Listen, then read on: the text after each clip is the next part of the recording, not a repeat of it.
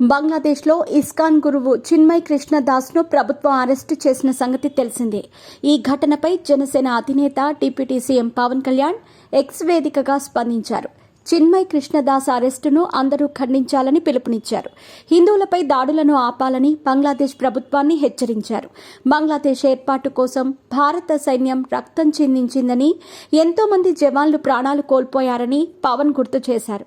హిందువులను లక్ష్యంగా చేసుకుని దాడులకు పాల్పడటం తీవ్రంగా కలిచివేస్తోందని ఆవేదన వ్యక్తం చేశారు.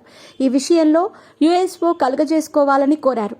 ఇదిలా ఉంటే బంగ్లాదేశ్లో హిందువులపై జరుగుతున్న దాడులకు వ్యతిరేకంగా కృష్ణదాస్ పోరాటం చేస్తున్నారు. అక్టోబర్లో ఆయన ఓ ర్యాలీలో పాల్గొనగా బంగ్లాదేశ్ జెండాను అగౌరవపరిచారనే ఆరోపణలతో ఆయనను అదుపులోకి తీసుకున్నారు. ఆయనతో పాటు మరో 18 మందిని అదుపులోకి తీసుకుని వారిపై దేశద్రోహం కేసు నమోదు చేశారు.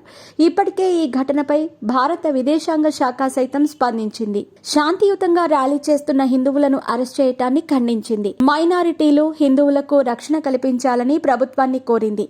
బంగ్లాదేశ్లో హిందువులపై దాడులు చేయటం, దోపిడీలు, దొంగతనాలు చేయటం ఆందోళనకరమని అభిప్రాయపడింది.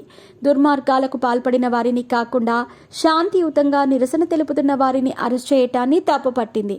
అయితే ఇప్పుడు పవన్ కళ్యాణ్ సైతం బంగ్లాదేశ్లో మైనారిటీలపై దాడులను ఖండించటం హాట్ టాపిక్గా మారింది.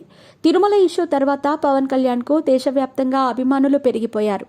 హిందువులకు రక్షణగా ఆయన పనిచేస్తున్నారని ప్రశంసలు కురిపించారు. ఇప్పుడు ఆయన బంగ్లాదేశ్లో హిందువులపై దాడులను ఖండించటంతో మరిన్ని ప్రశంసలు అందుకుంటున్నారు.